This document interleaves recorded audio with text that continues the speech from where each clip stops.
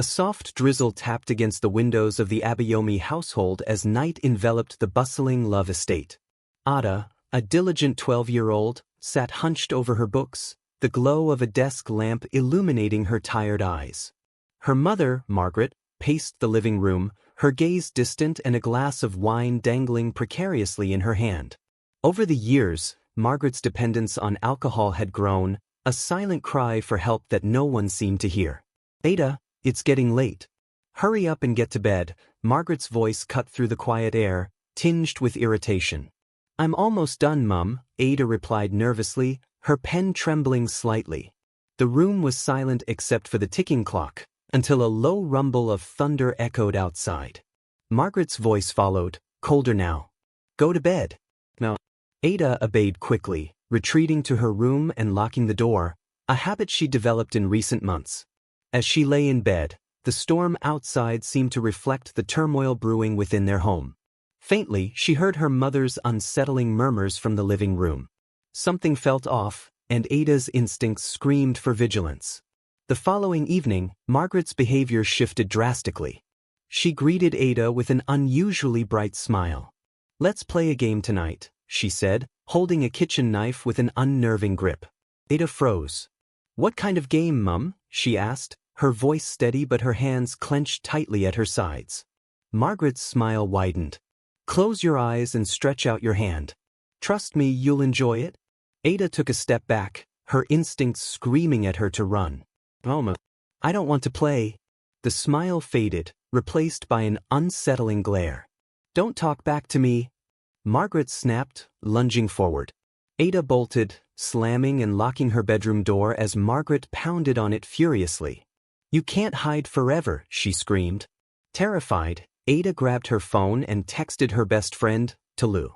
"Something's wrong. Mum's acting crazy. I think she wants to hurt me." Tolu replied almost immediately, "Same here. My dad tried to hurt me last night." "What's happening?" Ada's heart raced. This wasn't an isolated incident. Something sinister was gripping Love Estate. The next morning, Margaret behaved as though nothing had happened. She hummed cheerfully while making breakfast, her movements devoid of any trace of the menace from the night before. "Good morning, sweetheart. Did you sleep well?" she asked, her voice warm and motherly. Ada stared at her in disbelief. "You tried to hurt me last night," she said, her voice barely a whisper. Margaret laughed lightly. "Don't be silly, Ada. You must have had a bad dream." "Why would I hurt my own daughter?" Ada's stomach churned. The denial was chilling. Determined to find answers, she confided in Tolu and another friend, Jide, who also reported similar experiences at home. Together, they vowed to uncover the truth. Love Estate, once a serene community, had become a hotbed of tension. Stories spread among the children about their parents' erratic behaviors. Jide's father had begun talking to himself in a locked study, while Tolu's mother roamed the house at odd hours, muttering incoherently. "We need answers," Jide said firmly. "Let's talk to Baba Al-Yamide. He's been here longer than anyone else." When they approached Baba Al-Yamide, his weathered face darkened with concern. "The darkness is back," he said gravely. "It's an ancient curse that preys on unresolved anger and fear. Your parents are its victims. But beware, children, the curse thrives on division and distrust." "How do we stop it?" Ada asked. Baba Al-Yamide handed them a crumbling journal. "The answers lie within these pages," he said. "But it won't be easy." The news hit the estate like a thunderclap. Kemi, a classmate, had been killed in her sleep. Her mother confessed to the crime but claimed she'd been possessed. "This isn't just a curse," Jide said grimly. "It's a fight for survival." The trio dove into the journal, uncovering chilling accounts of the curse's origins. Centuries ago, a scorned woman had invoked the curse, binding it to the emotions of pain and betrayal. "The only way to break it," Tolu read aloud, "is through a cleansing ritual that requires unity and forgiveness." But how can we unite a community that's falling apart? The children knew the odds were against them. Yet they resolved to fight for their lives and for the soul of Love Estate. As the days passed, the curse tightened its grip on Love Estate. More reports of strange and violent behavior surfaced. Neighbors whispered of terrifying encounters, and the children's trust in the adults around them dwindled. The once vibrant estate became a place of fear and suspicion. Ada, Jide, and Tolu spent hours poring over Baba Al-Yamide's journal, piecing together fragments of the ritual. They learned that the curse fed on deep-seated emotions, anger, regret, and pain, which meant the community's secrets would need to be confronted. "We have to get everyone together for this ritual," Ada said. "But how do we convince them when they're acting like this?" Tolu frowned. "Maybe we start small. Our parents first. If they see a change in themselves, others might follow." That night, Ada cautiously approached Margaret. "Mom," she said softly, "do you ever feel like something is controlling you?" Margaret paused, her glass of wine halfway to her lips. For a moment, her eyes seemed to clear. "Sometimes," she admitted. "It feels like a shadow I can't escape." Ada's heart raced. It was a glimmer of hope. The trio decided to dig deeper into the estate's history, hoping to uncover the source of the curse. They discovered that Love Estate was built on the ruins of an old settlement where a tragedy had occurred. A woman named Abini had been wronged by the community and had cursed them with her dying breath. She'd been betrayed by people she trusted, Jide explained. "The curse is her revenge. So, we need to undo that betrayal," Ada said. "But how do we do that?" "The journal mentions forgiveness," Tolu added. "But we need everyone to participate. If even one person refuses, the curse will remain." Their resolve strengthened. The trio began crafting a plan to bring the estate together. The children decided to test the ritual's power on their parents first. With Baba Al-Yamide's guidance, they gathered items that represented forgiveness and unity: an old family photo, a shared meal, and letters expressing their love and regrets. Margaret was the first to participate, reluctantly agreeing after Ada's persistent pleas. During the ritual, she broke down in tears, confessing years of pain and guilt. "I'm so sorry, Ada," she sobbed. "For everything."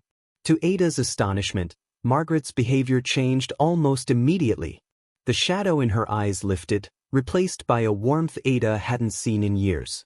"It worked," Tolu whispered. "We have to do this for everyone." Buoyed by their success, the trio approached other families, sharing Margaret's story. Some were skeptical, but others, desperate for answers, agreed to try. Baba Al-Yamide became their guide, leading small groups through the cleansing ritual. Slowly, the estate began to change. The whispers of violence and fear grew quieter, replaced by hesitant conversations and tentative smiles. But not everyone was willing to participate. "What if we can't get everyone to join?" Jide asked one evening. Ada's jaw tightened. "Then we'll have to find another way." The children's efforts culminated in a community-wide gathering. With Baba Al-Yamide's help, they explained the curse and the importance of unity. Some residents scoffed, but others, those who had witnessed the changes firsthand, stood with the children. The ritual began at sunset, a solemn and sacred affair. As the participants lit candles and shared their regrets, a palpable tension filled the air. The curse fought back, manifesting as a chilling wind that extinguished the flames. "Keep going," Baba Al-Yamide urged. "You mustn't stop now." Despite their fear, the community pressed on. One by one, the candles were relit, their flames burning brighter with each confession and act of forgiveness. As dawn broke, a wave of warmth swept through the estate, dispelling the lingering shadows. The curse had been broken. In the aftermath, Love Estate slowly returned to normal. The community, once fractured by fear and distrust, found strength in their shared experience. Families reconciled, neighbors reconnected, and the children who had led the charge were hailed as heroes. Ada, Tolu, and Jide sat together one evening, watching the estate come alive with laughter and light. "We did it," Ada said, a smile spreading across her face. "No," Jide corrected. "We all did it." Though the curse was broken, remnants of its darkness seemed to linger in subtle ways. Margaret occasionally awoke from nightmares, sweat dripping from her brow, but the warmth in her eyes reminded Ada that progress had been made. The trio noticed similar struggles among the other residents, as if old habits and fears were fighting to resurface. "Breaking the curse doesn't erase the damage it caused," Tolu said one day as they watched the estate's children play. "We've got to keep helping them heal." The trio decided to form a support group for the residents, where they could share stories, find solace, and continue to build trust. Baba Al-Yamid, now regarded as a community elder, became a key figure in these gatherings, offering wisdom and guidance. The group's efforts began to pay off. Families who had been distant grew closer, and even the most skeptical residents found themselves joining the meetings. Ada noticed her mother smiling more often, and Margaret even volunteered to help organize community events, a far cry from her previous isolation. "I don't know how to thank you, Ada," Margaret said one evening, her voice filled with emotion. "You saved me." Ada hugged her tightly. "We saved each other, Mom." Just as peace seemed to settle over Love Estate, a new challenge emerged. Strange symbols began appearing around the community, etched into trees, painted on walls, even carved into doorframes. Fear spread as residents wondered if another curse was brewing. "This can't be happening again," Jide said, his voice trembling. The trio turned to Baba Al-Yamid, who studied the symbols with a grave expression. "These markings aren't tied to the curse," he said. "But they are a warning. Someone is trying to disrupt the unity we've built." The children began investigating the symbols, seeking clues to their origin. Their search led them to an abandoned house on the edge of the estate, where they discovered a stash of paint cans, carving tools, and a journal filled with angry rants against the community. "Whoever wrote this wants to divide us again," Tolu said, flipping through the pages. "We can't let them succeed," Ada declared. Rather than giving in to fear, the trio used the incident to strengthen the community's bond. They rallied the residents to clean up the symbols together and hosted a festival celebrating unity. Margaret baked for the event, and Baba Al-Yamid gave a speech that left everyone inspired. "No one can divide us if we stand together," he said. The community cheered, and the festival became a turning point in their recovery. As the estate thrived, new friendships blossomed. Ada, Tolu, and Jide grew closer than ever, their bond forged in the fires of adversity. They spent their days planning future projects for the community, dreaming of ways to ensure Love Estate remained a safe haven for generations to come. "What do you think about a community garden?" Ada suggested one afternoon. The others eagerly agreed, and the idea soon became a reality. The struggles they faced taught the residents valuable lessons about forgiveness, unity, and resilience. Margaret, now a vocal advocate for mental health and community support, often shared her story to inspire others. "Pain doesn't define us," she said during a meeting. "It's how we heal that matters." As time passed, the children realized their work was far from over. They decided to document their experiences, creating a guide for other communities facing similar challenges. Baba Al-Yamid helped them compile stories, lessons, and rituals into a book titled The Light After Darkness. "This is our gift to the world," Jide said as they celebrated its completion. With their guide published and their community thriving, Ada, Tolu, and Jide felt a deep sense of accomplishment. The estate's transformation was a testament to their courage and determination. One evening, as they watched the sunset from a hill overlooking Love Estate, Tolu turned to the others.